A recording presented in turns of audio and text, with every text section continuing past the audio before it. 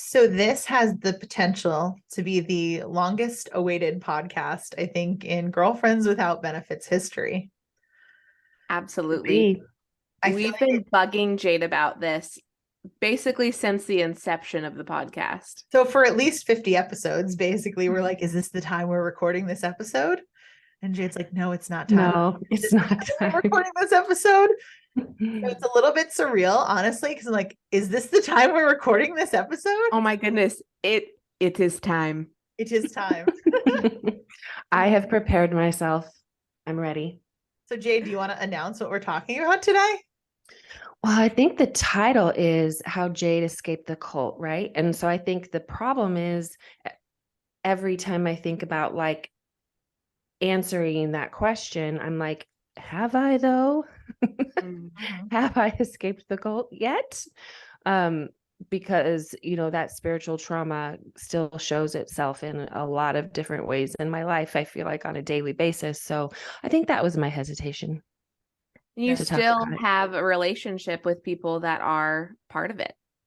That's a good point, Kaylin. Yeah. So My family is still there. My brother still works. He's head honcho for the cult leader. And I love my brother very much. He's a beautiful human. And so it is tricky and it's hard to extricate myself, even though I have really good boundaries with my family and they, think of me as on the path to hell and the black sheep of the family. So, or however they think, who knows how they think of me, but the communication is limited, with my family. Mm-hmm. So I feel like compelled during this episode to almost go through like phases of your cult escaping, because when I kind of tap in and look at it, I almost see it as like chunks of you actually like physically removing, and then like kind of mentally, emotionally removing, and then like spiritually removing. So yeah, I think that's a good idea. That'll help me organize it. Mm-hmm. yeah, because it's hard to just say escape, because yes, you are still in the process, and like even everyone who's in the healing process is some part of that, undoing or unleashing another layer and another level. So yeah. I'd love to know, Jade, at what point, how old were you at what point did you start to get that feeling like this isn't right or this isn't everything? Yep. Mm-hmm. Yeah, I think from the very beginning, like the Christian school, the first Christian school my mom put me in fourth grade, and then the first year I attended the school that was attached to the cult, sixth grade. It was like I was wearing I always describe it to my therapist as like I was wearing a garment that didn't fit me right, that was really itchy, and I'm like wearing it so you're always aware, when you're wearing something that itches and it doesn't fit right, you're always aware of it, but you kind of try to ignore it through the day, and then at the end of the day you finally take off that itchy sweater or that too tight bra and you're like, oh, this is how it's supposed to feel. So I always felt like I was wearing that. It always felt wrong. I was waiting for you to say bra. I really was like, yeah, maybe that's why I don't wear bras anymore. That's podcast. It's the trauma. Exactly. The cult residual is I really hate wearing bras. No bras and underwear because trauma. No, but so that's interesting that immediately 4th, 5th, 6th grade, really, you felt like this is not right. Something isn't right here. But when did you start to take action?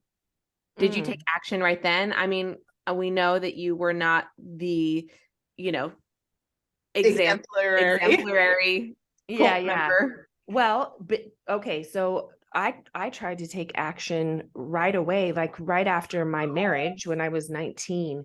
I felt very uncomfortable and very unsafe in the immediate environment of the cult, and I wanted to get away from that church. So, but we kind of got out of the frying pan into the fire, so to speak, because we didn't leave the Christian religion, and we just found ourselves continually going back to these environments that were very constrictive and authoritative and damaging.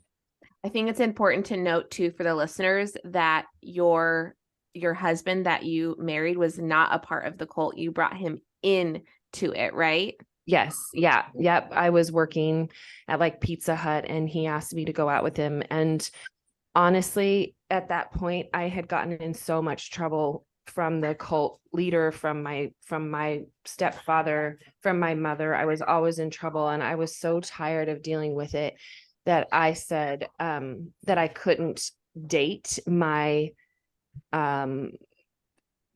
at that time soon to be husband because he wasn't a Christian.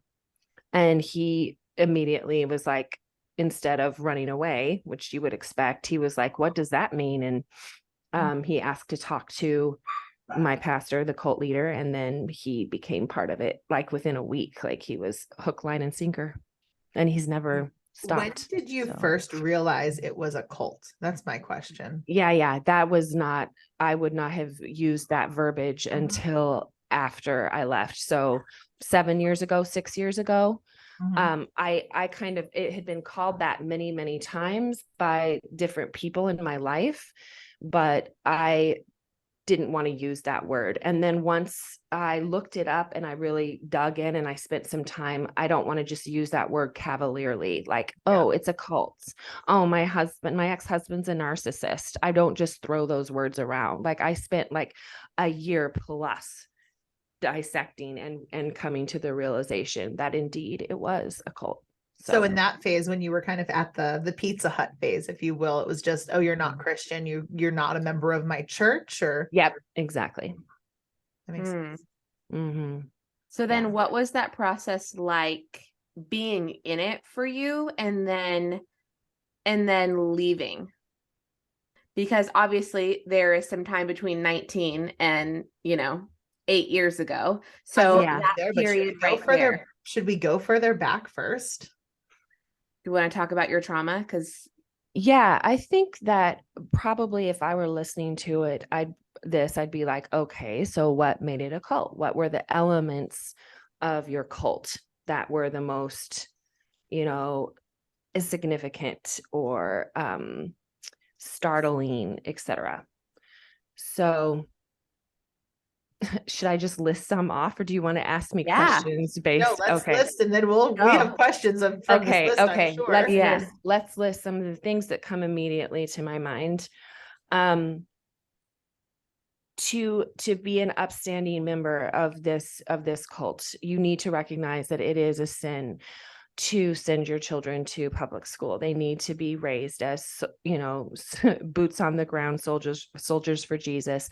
The cult leader is attempting to change the world by infiltrating culture. So he wants the best educated, the highest brow members of the cult. He started a school that teaches logic, rhetoric, debate, and Latin from a very young age, and he's drawing off of a classical education. So he wants well-educated people in his cult. And let's see what else. He believes that that the woman's place is in the home serving her husband. It is best He wants well-educated men. He wants well-educated women too.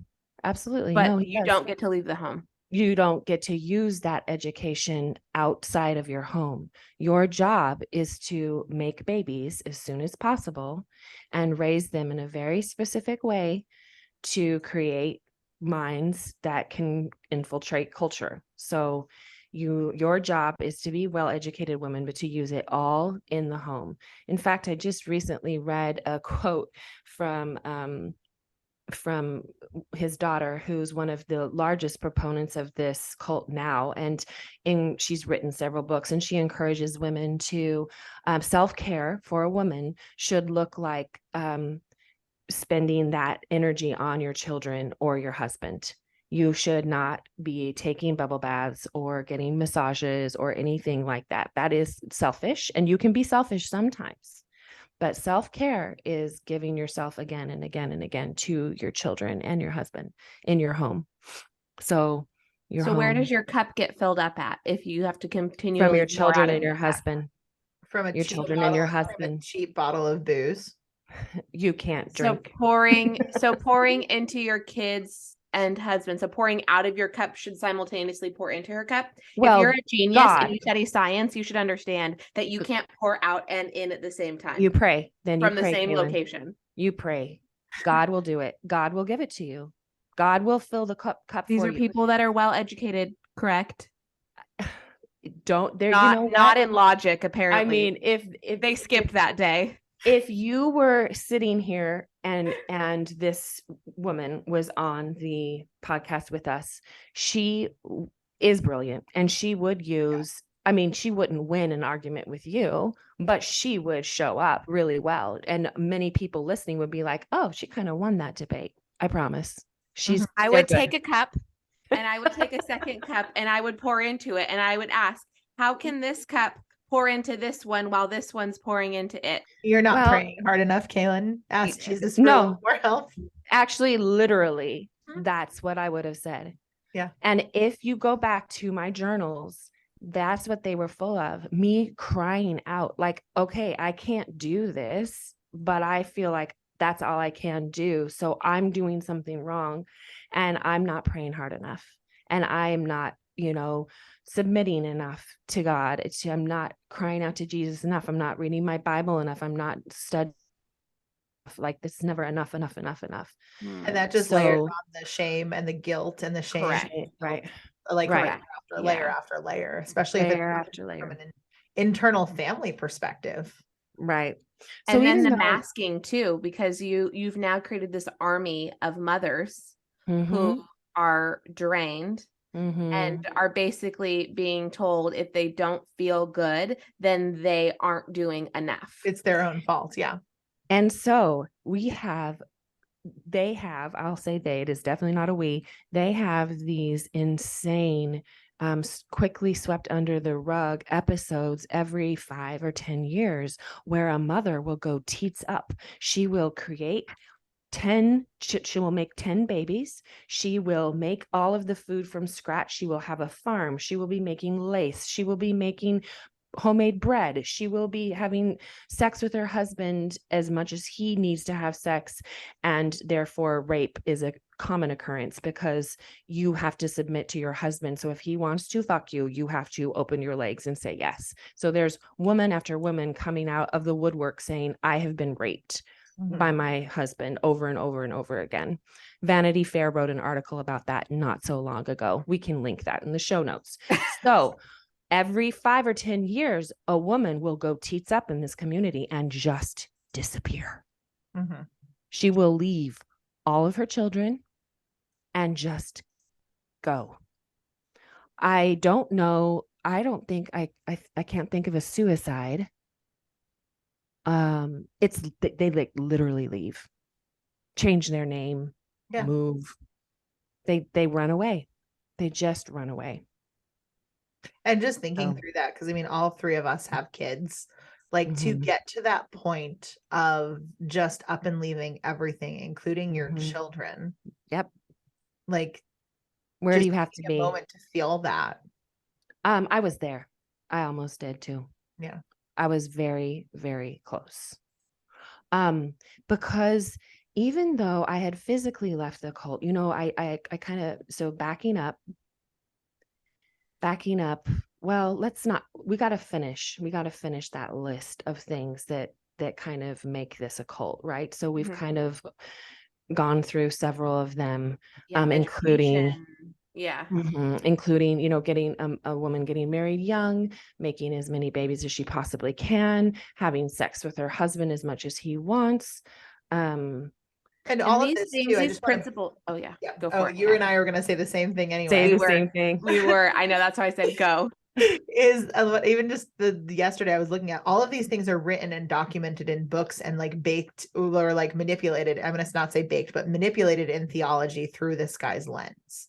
Like absolutely, and cherry picking and picking different translations of the Bible and how it's utilized in different passages and combining passages that should not have been combined in order to create a false narrative. Right. He has written many, many books. So if you'd like to read his shit, Douglas Wilson, but his wife has also written many books and his daughters have written books. His son is actually a famous author, children's author, so he doesn't write philosophy, but And they only write fiction novels. right. Right. I mean, But they are everything is handbooks. Based on actual things. Yeah, they are handbooks of the of the of the cult. So what this has created is quite a monster, as you guys can imagine. So the proof is in the pudding, so to speak. So they have had a rash of things happen in both the church and the school. I'll concentrate on the school because I was part of that. My story is very much tied into that one. You create monsters basically of these men who believe that they are gods, right? They are like in charge and they have to direct and manage these women, and women are there as sexual creatures and they need to learn how to be modest until they get married, and then they can unleash their sexuality on their husbands. And so there's this very very weird underlying theme that carries itself and creates these men, these teachers who do inappropriate things, and like spanking their female students, right? And then teaching them and admonishing them when they're not modest. And what do you think is going to happen? They're going to try and molest, have sex, groom. That's the story that happens over and over and over again in this school. And only the girls, or the girls and the boys? I would imagine it's happened with like male students and male teachers, but it is definitely not something I'm aware of. Mm-hmm. Whereas I am aware over and over again of the male teachers and the female students. I would love to have a conversation from the other side with a guy too, who is in it, to just see, like, obviously it's not healthy for either party, but like, what is his experience like in this? Like, because obviously there are some red flags, and also just like a man's nature, in my opinion, is to protect a woman. Mm-hmm. Like to also see these girls being taken out and spanked and manipulated, like as a little boy, like you kind of sit there, like I can imagine being like, what the fuck? Like there's got to be incongruence with that too. Well, the boys are spanked too, but the boys, I can speak a little like to my brother, who, as I said, is like number 2 or 3 underneath Douglas Wilson now. He's part of the organization. He's brilliant and he's very sensitive and he's a very loving, caring human. And what I saw when he was little, because I was 16 or 14 when he was born, is him putting tremendous amounts of pressure on himself. Just this pressure. It's different than girls. Girls are like, you feel external. Innately, and you have to push it down, like you're always pushing yourself down, your intuition, whereas a boy is being constantly called out. So a girl's supposed to go in and not be seen. A boy is supposed to be seen and be called out. Like they wrote a book, Douglas Wilson wrote a book about boys, and they're supposed to play sports and fight each other, and they're supposed to have this kind of like manly, like physique, and they're supposed to be aggressive, and they're supposed to be. And so there's just as much pressure put on the boys, but it can turn older men who have younger girls in their charge into sexual predators because the emphasis. How many people from the church end up sending their kid? Because I know you said it's a sin to send the kids to public school. How many of them send their kids to this school? Like, is it the majority? Kind of follow I don't know what the percentage is now, but the school is very expensive because it's a private school. So if you don't have a way in, you have to homeschool. your Okay. kids. And so there's a lot of homeschooling families in that church Mhm. that can't afford the school. And there are countless families that have moved from across the world to come to this school and this college, and they come with money. So that to me further substantiates kind of this grooming element and aspect of it as well, because not only are you taking the privilege, you're taking the elite of the elite, so to speak, to get them into this, logic, rhetoric, debate, reason kind of cesspool. Mm-hmm. Yeah. And I got to go to the school. I got to go to the school because my stepdad was a teacher there. Mhm. So the tuition was waived or lessened. I can't remember which. Uh-huh. Yeah. I after I left, Christianity in general, I really stepped away from talking about the cult or dealing with it at all. And what led me to kind of start telling my story again is I was led through Facebook to this group, and I heard this girl talking, and she was the age of my daughter, and she had had the exact same thing, parallel thing happen to her with a teacher that happened to me.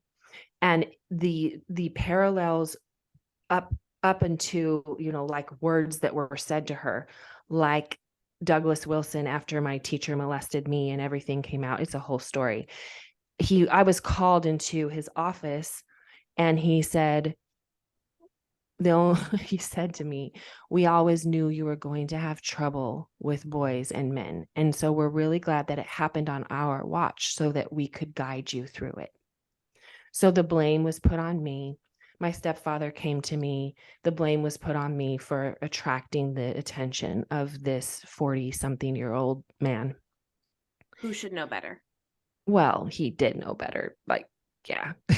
Mhm. But I believed that, right? And so this story of this girl was almost the same with another teacher. And I'm like, okay, so 20 plus years later, the same exact thing is still happening in this school. And then all of these stories started to come out of the woodwork. The school is thriving. So the stories have come out, and the school is thriving. The church is thriving. It is far from being outed yet. Although I know that will happen. That's what you're made to think though. Yes. Right. That's true. Because you know what's funny? Before you, I had never heard of it before. And Right. I've been a practicing Christian. You'd think that they would want to go for us and get us to Yeah. practice theirs, right? Never. I've attended big churches. I've attended small churches. Right. Never. Yeah. So it seems like it to you, and I think they want to make it seem like they're thriving, but just like social media, it's a narrative that they're pushing. And why would they tell you if things aren't all sunny? Why would they want anyone to know if things aren't sunny? Who does And that help? they're kind of in their own pocket, right? The homeschooling groups, I lived in Washington and Oregon, though. That's true. Utah is right, or like Idaho is right there. No, you're right. That's very true. No, you're right. Like Absolutely. you would think. Yeah. Yeah, that's true. So yeah, I mean, those are some of the elements that, immediately that resonate with me the most, I guess, about the cult. And just it's really hard to put into words. Obviously it's this knowledge that is often unspoken, that you don't get to seek help or trust your own intuition. You need to go to the church leaders. If you need therapy, you use the church leaders. If you need assistance, you use the church leaders. You're not, there's written rules and there's unwritten rules, and everybody kind of knows how to follow them. you know um yeah. That's So the grooming portion of it is what is just so, I think, alarming, and also at what plays into this like cult, right? It's just, it starts at a very young age, and it just continues and continues and continues and grows. Yeah, And it infiltrates all areas. it does. Yeah. They definitely, I don't know if the listeners might be a little more familiar with Mormonism, but there were a lot of Mormons in that area too. And Mormons have a very specific look. They do, right? Right?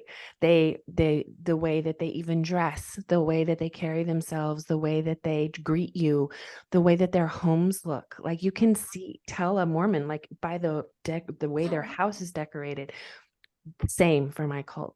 We have a very specific look, a very specific way of carrying ourselves, and the way that the women are required to keep their homes. See, what's What was interesting to that me for though you? about, I want to kind of dive in 1 second into this Mormon piece Mhm. though, because Mhm. Jade, do you believe your cult taught you to seek? That's a really hard question to answer. I mean, No. ultimately, no, right? Because that's, I think, the difference. So like Mormonism has some cult-ish aspects, if you will, but they are still encouraging their people to seek. They are just hoping and praying that they only seek within a certain set of books. Well, same. With same, That's would be but my I feel cult like there's a too. whole nother layer of like, there's some parallels definitely I'm seeing, but like there's a whole nother layer into yours versus Mormonism that like it just feels different. Oh, But sure. you would get in trouble, right? If you sought outside of the religion. And in the Mormon faith, you don't get in trouble for seeking outside. They basically hope that when you seek outside, you realize how good it is and you go back to it. But like you could get excommunicated from yours if you saw outside, like the ramifications. it depends on what you mean by seeking. Like, are you reading books? Are you listening to music outside? I mean, it's convoluted. That no, I don't Can know. we go down the music and Depends on book what you mean. conversation? Because I think that to me, it was like when you started talking about that was like a massive realization / red Yeah. flag. Yeah. I mean, okay, so you have to remember that the fathers are the leaders of their home. And it's kind of like if Douglas Wilson is the government, the government, but the fathers are the states, right? And so there are different rules within each household. And so the children are encouraged first to follow their father's rules. So those rules are going to differ somewhat. In some households, there was more, secular music. My best friend, her parents are still in the cult, she had a much more lenient and lax household. But the key is the father has to have control over his household. That means that his wife needs to look and act a certain way, as do his children. As long as they are performing, there's no question to what the father is allowing in his house. But if they're not performing, if they're not doing well at the school, if they're misbehaving in any way, then the Douglas Wilson and his cohorts will go to the father and say, you're not managing your home and your household. You need to do better. So that's kind of it. And in my household, my stepfather was militant. We didn't have a TV. So I could not listen to any secular music. I could not watch. I didn't know TV. All I could do is read, and my books were very carefully monitored. I'm really actually thankful for that, because he had a huge bookshelf and I couldn't read what I would have chosen at the time. Would be like Valley Girl, Sweet Valley Girl. There was this, I don't know, all these books that bubblegum books I would have read. Instead, I was reading like fucking Moby Dick and Tale of Two Cities and David Copperfield, because that's all that was on the, like Just as a funny Jane side Eyre, note, like Jade will also occasionally quote Hamilton, the Shakespeare version, in yeah, amongst some of our Hamlet. work. Yep, throw some Hamlet in there. Oh, Just sorry, like, Hamlet. yeah. I did not read those books. Yeah, I read, those are what I read. And so I did get Those books were not on the shelf in your house. No, it was Jack Kerouac. It was Psychedelics for Dummies. right. No, mine was Mark Twain, and good books, very a beautiful book. So I got this relationship with books, and that was my escape. So that was my household, right? And even though my stepfather was so militant and so extra, our family was constantly in trouble thanks to me. I was out of control all the time. And so my stepfather was constantly trying to rein me in, and full of so much angst and fear and confusion and grief because I would not kowtow, and he couldn't understand because he just kept tightening the reins, and the more he tightened them, the worse it got. And the math was not computing for Can you give him. examples of your out of controlness? Yeah. Okay.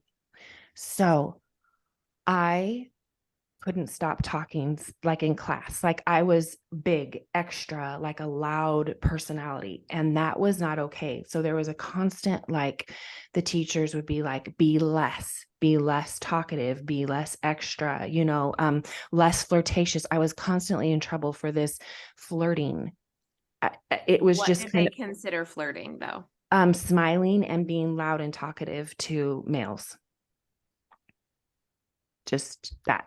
I hadn't ever So you touched weren't any. like, unzipping your Oh or God, pulling no. down your shirt or exposing yourself No, or once I wore a sweater and it hung off my shoulder, and I liked that. I liked my shoulders. I did like my shoulders. I was like, ooh, I've got a nice shoulder. And I let the sweater keep falling off my shoulder. And a teacher who did get fired finally, because he was a little too extra. He called me, he kept me after class and closed the door and had a private conversation with me where he called me a slut and said that I was going to be a whore. Did that come true? Yeah. he was right. He was right. No. Sorry, I had to ask. So, and at that time, like, I mean, I was just so confused. All I liked is like my shoulder. I'm like, oh, my shoulder's pretty, always in Not trouble. like a labia. It was a fucking shoulder. Yeah, a little more Oh, serious towards the, like, when did I get in a lot of trouble? 9th grade, 10th grade?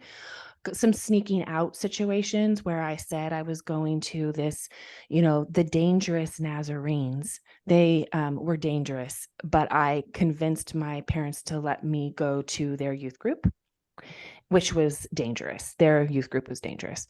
And at that youth group, I snuck out of the youth group and went and did a bunch of, like, ran around with this boy who had found me at this football game, and he was from the public school. Anyway, so I was doing some sneaking out and running around in lots of trouble for that kind of thing. Mm-hmm.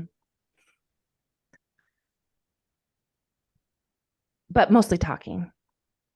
So a really good example is my stepfather, to rein me in, he took photocopies of our report card, the behavior section of the report card. And every Friday I had to go to each of my teachers and have them fill it out in front of me. And if I got one negative mark for that week, then I was grounded for the week. So I would always get. What did being grounded mean? Literally could not do anything. But you never could do anything anyway. So what was the difference? Exactly. That's a really good question. They took Moby Dick away. I couldn't These people, they're so intelligent, but dear God, could they read a parenting book?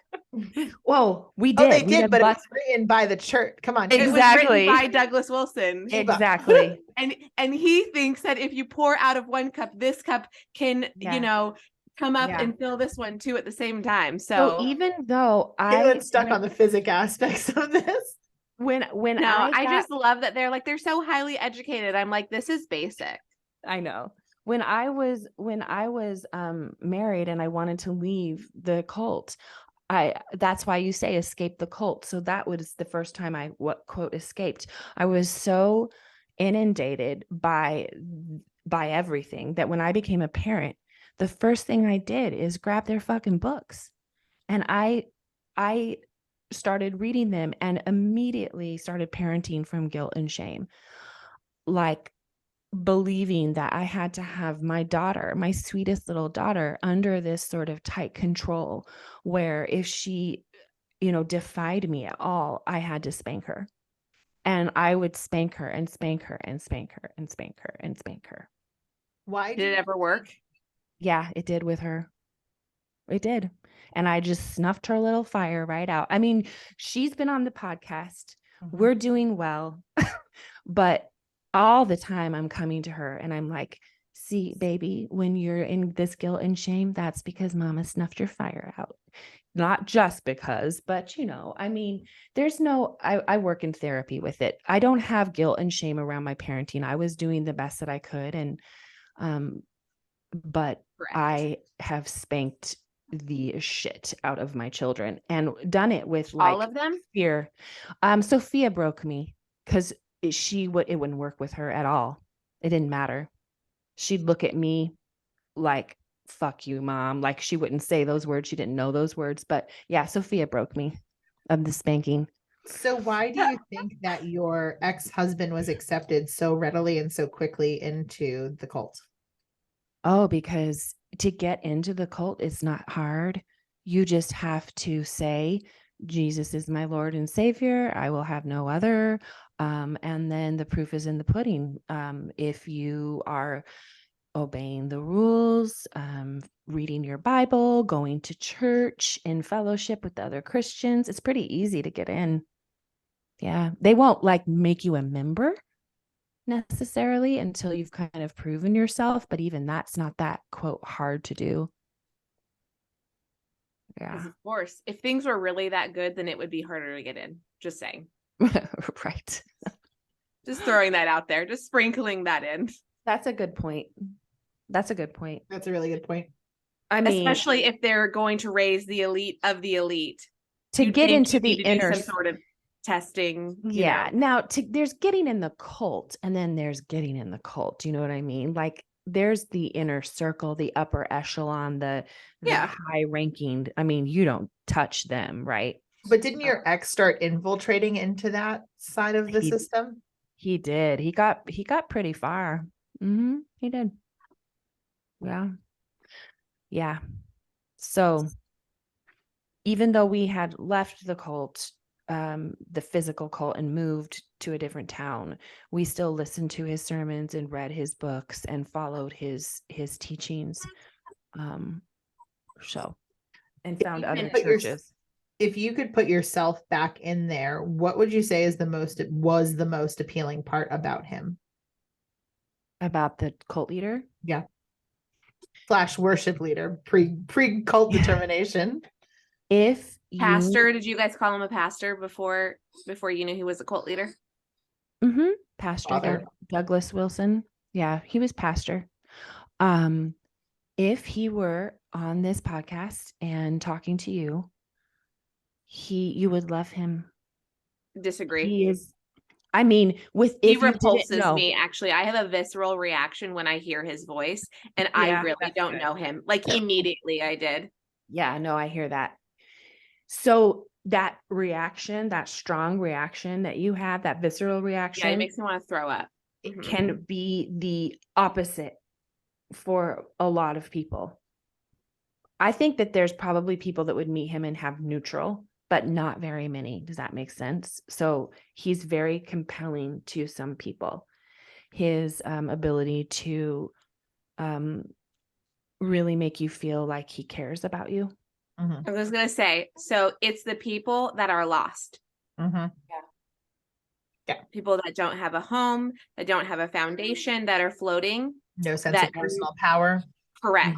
That are drawn to that. And he knows that, which is why he capitalizes on it, which I'm sure that's why it's so quote unquote easy to like start to get in, right? You just have to accept Jesus, because then it's like, boom, now I have a way to quote unquote get you grounded, right? And make you feel acceptance and love if you don't have that.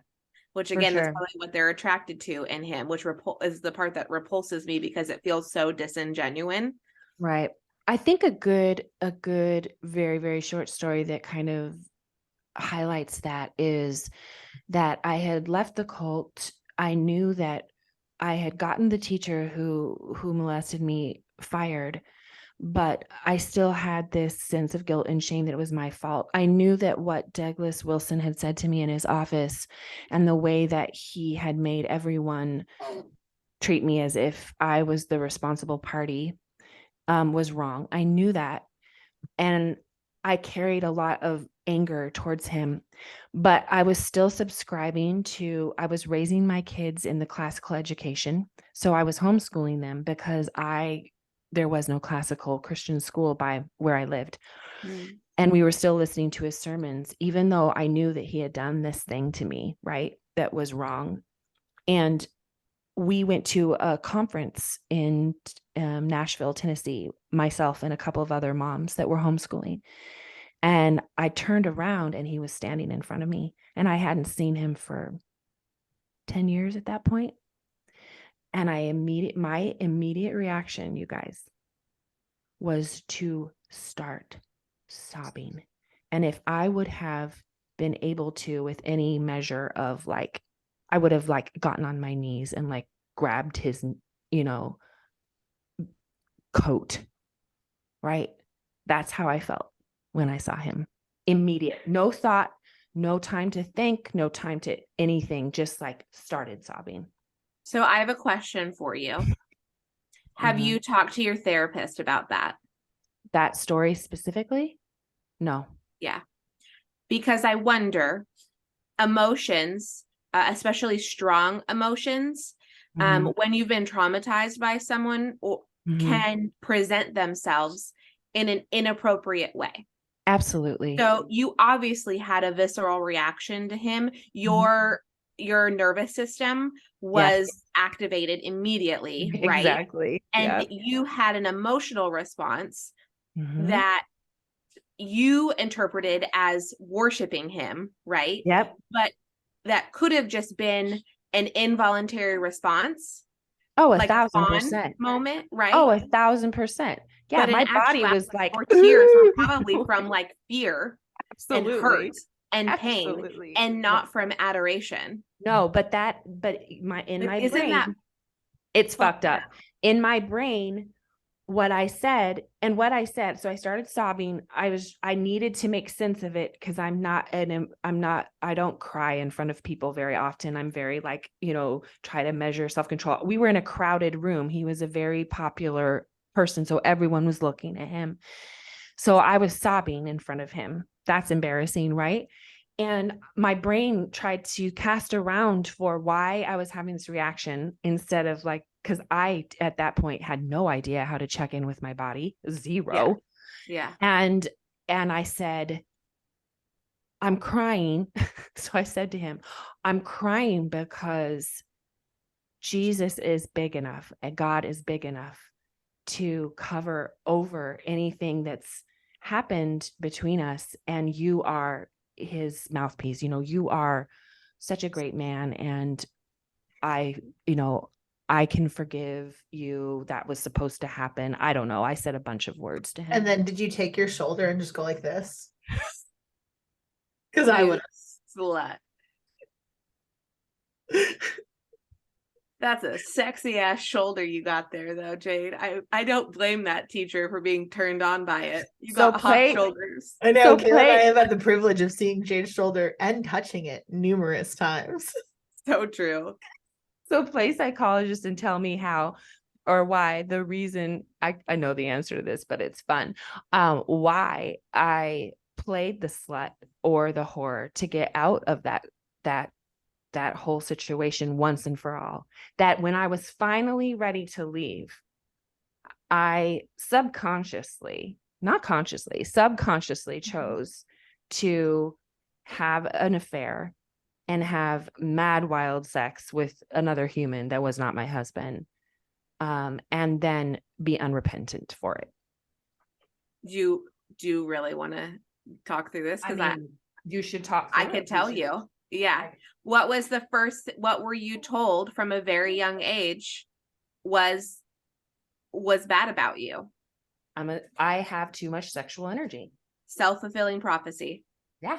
1,000%. Absolutely. 100%. That's exactly what that is. When you are told and told and told that that's what you are and that's what you're doing and that's bad and that makes you a bad person and that makes you go to hell and all of those things. You basically, that you were given that at a young age of that's how you get out of this. I was given And so script. even though you didn't choose that knowingly, you chose that because that's a self-fulfilling prophecy. Yeah. That's I it. know. That's all. Yeah, it was, They but basically made that happen by doing that to you and by Right. telling you And- those things. Like, and because in my they mind, created that.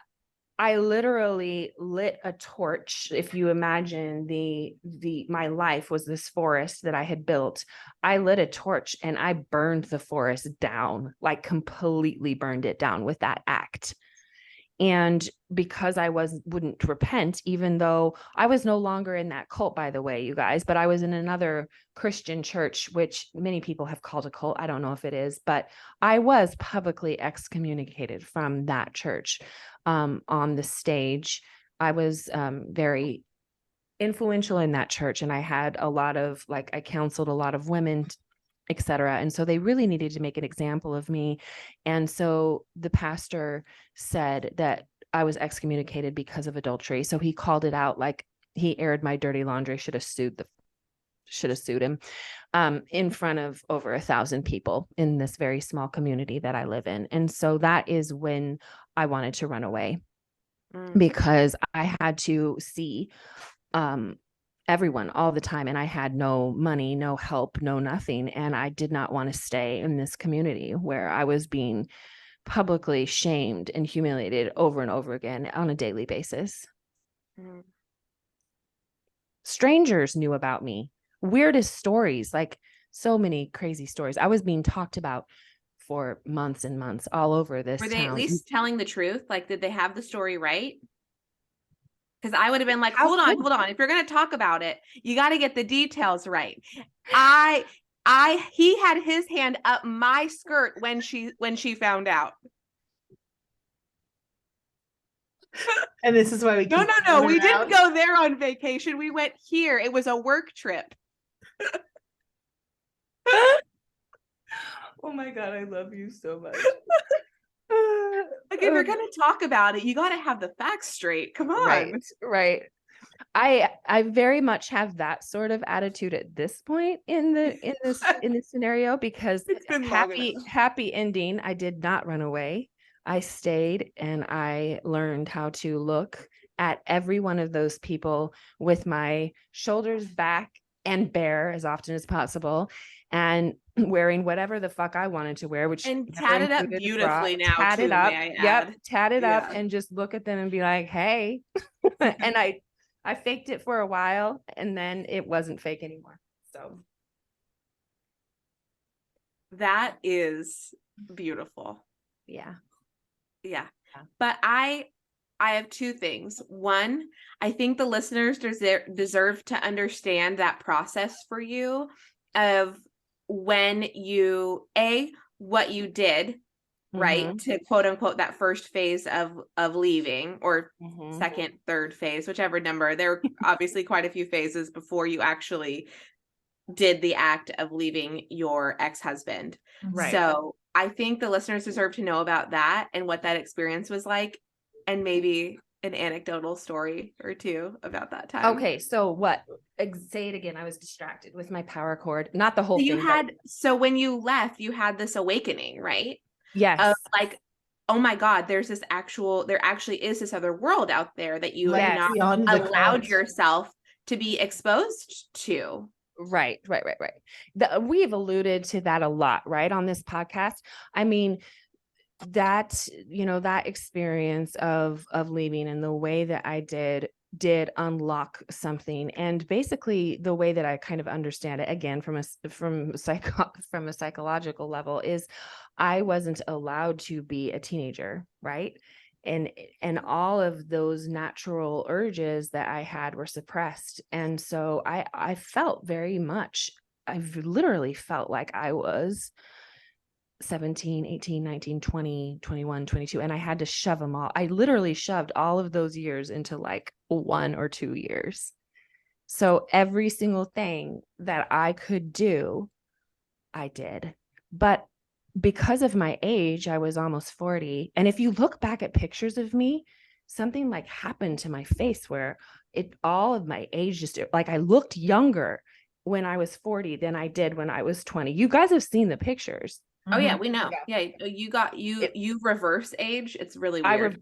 Yeah, and it was on my face. Like it was so weird. Just for that Your face period of and your time. body. Yeah, I know. It's so weird. So weird. Jade is Benjamin Button. She is. And so this weird thing happened and I felt that way. I felt like I was that age. But I felt, even I was 40, so I feel like I was safe, and I had people around me like Eric who were very protective and like allowed me to explore. I had a lot of good friends come into my life at that time.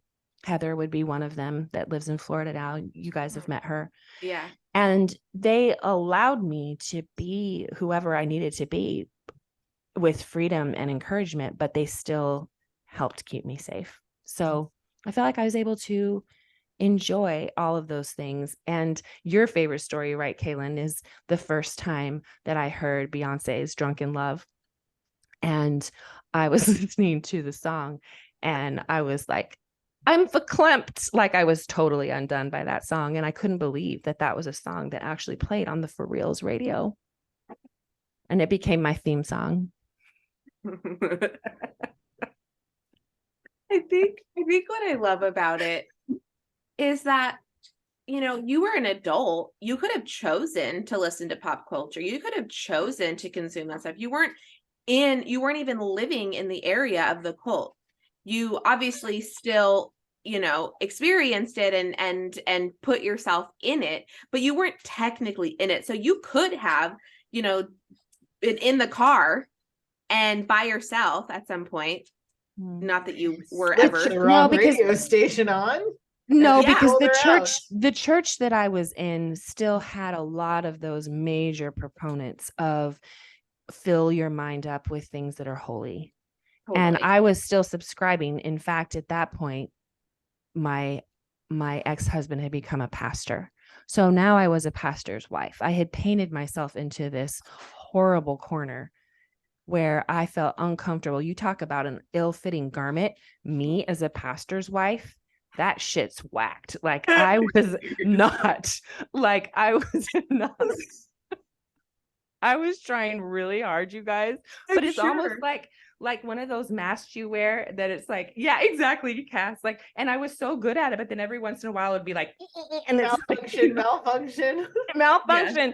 I would malfunction and I would do or say something that was just so me, and everyone would be like, ooh, like just completely lose their shit. But in those malfunctions, you could have consumed, you know, pop culture, but you didn't until afterwards. And that is what is just like mind-blowing to me. Yeah. And then of course it was Beyonce Drunk in Love. Like, of course it was. I'm sorry, but Beyonce Drunk in Love plays right next to BC Boys, plays right next to Elevation Worship, plays right next to Hillsong on my playlist. Cass knows that you can have it all, though. In my mind, that was not possible. It's one or the other.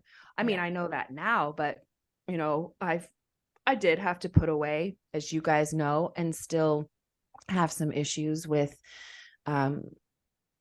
worship music or any words that trigger me. I'm less and less triggered. So the true escape. Cass's favorite thing is to trigger Jade. We were actually really funny story. We were on the way to go. Jade and I were on the way to go work, and Kayla and I put on Oceans because that's my, you know, get me in the mood spirit, right next to like Big Bank and other random rap songs. Correct. And Jade's like, how many times are we going to say Spirit lead me? Jesus, I can't do it anymore. I was like in the backseat, like, you have to turn it off. I can't do it. So then it went to Cardi B. What's funny is you talk about spirit though. I know, but in the worship songs, it's so clear what they mean. It's different than Is it clear? No, I suppose it's not. We'll have to have a music podcast. I think that would be fun. Yeah. And let's analyze Oceans. I love that song. It's so beautiful. Even if you didn't know the words, it is a beautiful song. Oceans and then Bodak Yellow together Yes. is beautiful. It's a beautiful playlist. And what's funny is my original cult also hates worship music. They don't Oh, yeah. believe in worship music. They sing a cappella ancient hymns in like 6-part harmony. That's one of the things you have to do to be part of their cult. Because that Learn plays harmony. into their narrative. Of course. Mhm. Oceans and, you know, secular worship music, if you Right. want to call it that, whatever, Right. does not play into that narrative. No, not at all. They would call that a poor imitation of popular culture. Correct. Mhm. Yeah. So yeah, I love I when think Jade does her cult voice. Just wanted to throw that it out gets there. really like modulated. It would be and a even. poor rendition Yes. of. And I use a few $10 words. I'm like, that would be a poor rendition of yeah, I know. I can do it. And then she switches back. It's like a light switch. Bloop, bloop, bloop, bloop. Yeah, so you get a little glimpse of like the way that I would often carry myself, right? And then but I couldn't stay in that mode even all day. I would be like, you know, like myself, but yeah. So what has it been like for you now in the past 8 years? And what work have you had to do to heal from all of that time that you spent? Yeah, that's a good question. I spent like a year and a half, 2 years just reliving my 20s, right? And at the same time while I was doing that, I was still, you know, I had $300, so I had to find a job. I didn't have a college degree finished. I didn't have a career of any kind. So I was a good stay-at-home mom. So I had to literally build my life over again. And I left the house and everything in the house to my ex. So I had to start over, and I had to get my kids, you know, settled and get them a place to live. So that took me some time to do, about a year. Um, and then once I had a good paying job, which I kind of made out of thin air, and I was making good money and I could settle in. And once I was safe monetarily and I had my kids back, I realized how much healing I needed to do. And so therapy, astrology, more astrology, that became the first kind of like piece of my healing. Yeah. Studied it, learning myself in every single way, shape, and form that I could. So And really, I feel like astrology has been that outlet for you of self-acceptance instead of that like shame and condemnation that you were raised and groomed to have. 1,000%. I recognized that when I started to study myself, that all the elements of my nature and personality that I had previously thought of as like bad or wrong or wicked were actually just a really beautiful set of knives, and they were at my disposal, and none of them needed to be hidden anymore or changed or sharpened. They are perfect as they were. And it was my job to pick them up and use them to carve out the life that I wanted, instead of hiding or hurting myself with them. So that is an analogy that I use a lot with my clients because I think it's true for everyone. Are there any knives in your quiver that you've yet to utilize? Holy shit. Asking for a friend, but not a friend. It's asking for a friend, asking for a girlfriend without benefits. I'm sure, Cass. I'm sure. We did have a meeting yesterday Monday called "What Other Shit Can Jade Do?" I think she can roast a fucking mean vegetable. I hated turnips and I understand. Jade made a fucking amazing housewife. I was really turnips good and parsnips, and Jade changed my mind. I was a really good housewife. I enjoyed many elements of it. Like that I was good at organizing my household and my schedule and my children, and You're I did also it good alone. doing and like I'm a actually doer. Yeah, I can do lots of different things at once. I like to do. So there were many elements of my housewifery and mothering that I greatly enjoyed. And I still utilize them. I still love them. Elements of my knives though, in my toolkit, or knives in my belt that I haven't used. or that you want to use. No, it's just that sometimes I don't, it's almost like I'm getting this analogy or this picture of myself picking it up and kind of going like this, but I don't really like actually cut through, right? And I think we're all like that. Everyone is learning their whole life how to use the elements of their nature and personality, but the ones that I really want to utilize are the ones that were the most dangerous to the cult, right? So those are the ones that are sometimes the hardest for me to really get traction with, because there is that kind of like fear or shame or guilt, but I'm peeling it away. So like your voice. Mm-hmm. You guys talk a lot. We talk a lot about me using my words or saying my words. And in many arenas I can, like if you talk to my kids or like Eric, they're like, you use your voice loud and clear. But in some areas, especially when it comes to like taking charge of something or showing my leadership abilities, I can be very, yeah, exactly. You guys have to watch the YouTube channel. I'm just throwing that out there. Cash just held up the whole word other power. level on the YouTube channel. Yeah, no, True. Cash just held up the word power. And to that point, like I've been to many different kinds of healers, and that is the word that is constantly thrown up, is like, you have to give yourself permission to step into your power. Those words have been said to me countless times. So, and not just from like fluffy healers who just use that for everyone either. Just want to throw that out there, because that's often it sounds amongst healers. Well, you really need to step into your power. Oh, go masturbate. Exactly.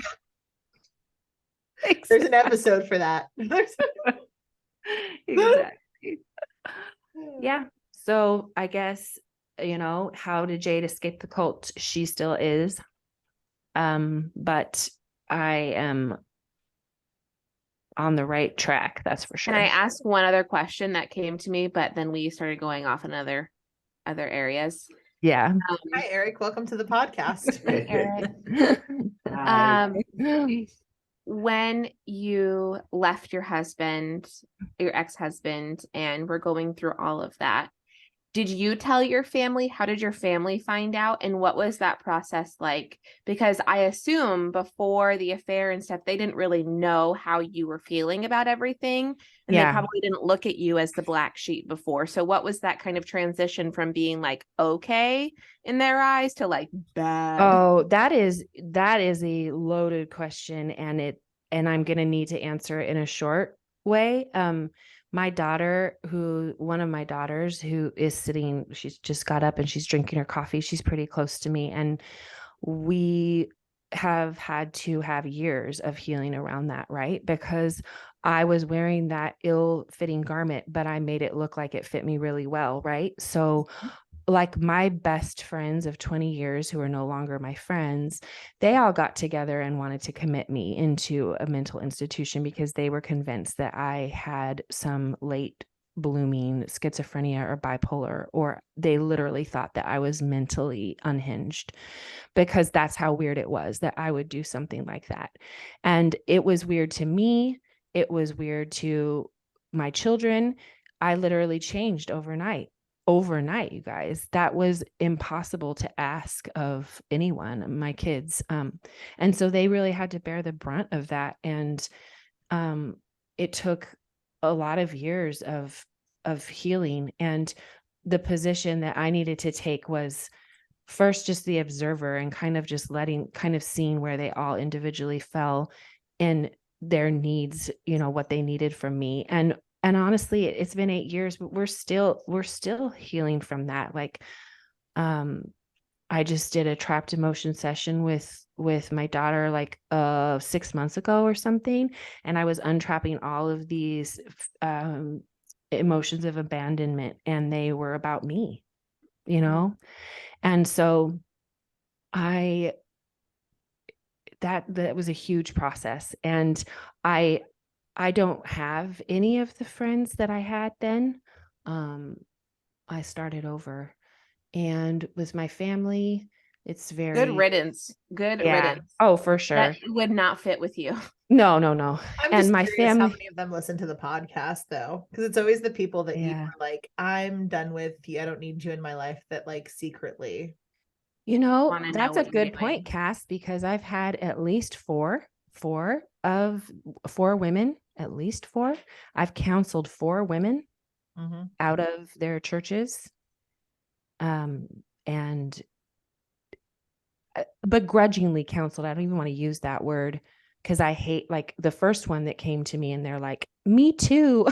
Like that. I was like, ugh, don't talk to me. I don't want to have anything to do with that. But it quickly became clear because mine was so public that I was a safe person for a lot of women. And a lot of them have approached me, many, and continue to do so.